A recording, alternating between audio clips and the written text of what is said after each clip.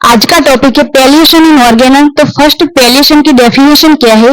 Palliation means temporary relief of the symptom without doing anything for cure.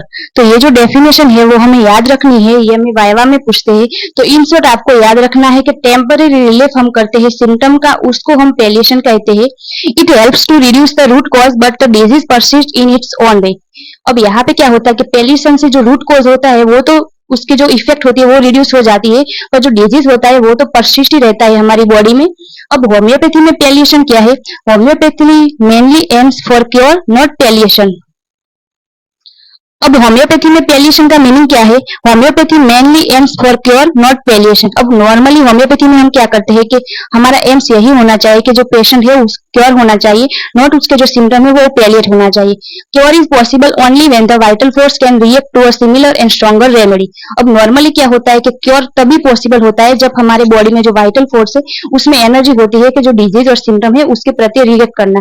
पर समझो ऐसा हो रहा है कोई रीजन से कि वाइटल फोर्स ही डैमेज हो गया है, तो अब उसकी कैपेसिटी नहीं है कि वो डिजीज को रिमूव कर पाए। तो but when organ are damage congenitally absent और surgically remove cure is not possible, only palliation can be done. तो सर सेम वही हुआ कि जब हमारा ऑर्गन होता है वो डैमेज हो जाए या कंजेनिटली एब्सेंट है या सर्जिकली रिमूव करते हैं तब प्रॉपर क्योर पॉसिबल नहीं होता है, तब ओनली पैलिएशन ही हमें करना पड़ता है सिम्टम का। Such condition like incurable case with the gross tissue damage, like जो एडवांस कैंसर और cirrhosis of liver.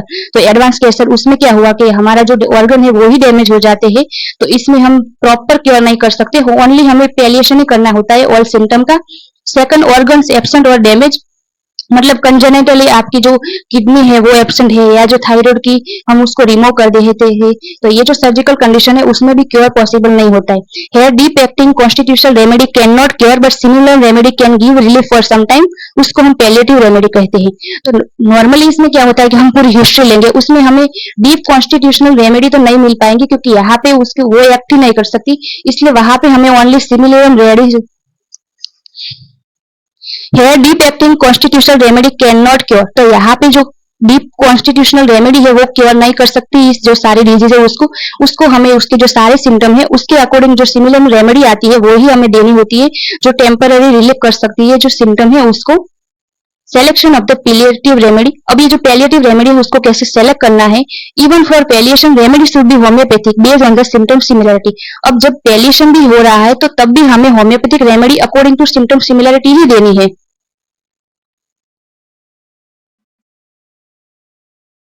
According to Kant, true palliation should also follow law of the similar, not like opposite method. अब आप true palliation कर रहे हैं फिर भी उसमें law of similar है वो follow करना है हमें, जो opposite method है उससे हमें palliation नहीं करना है। रॉबर्ट ने कहा था law of similar work both in cure and palliation, तो जो law of similar है वो work करता है both cure में भी और palliation में भी। अब ये law of similar क्या होता है कि आप जो symptom है उसके according same medicine चुनते हो और वो prescribe करते हो, तो इसको law of similar कहते हैं। अब when antipathic मतलब कि temporary palliation is allowed, तो जो एंटीपैथिक पैलिएशन कब अलाउ है? मतलब कि आपके सिम्टम भी कोई और है और आप जो पैलिएशन कर रहे हैं वो भी कोई और है।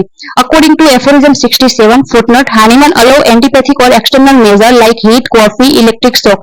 तो हानीमन सर ने 67 में अलाउ किया था कि ये जो सारे एंटीपैथिक पैलिएशन है वो हमें कब यूज करने हैं?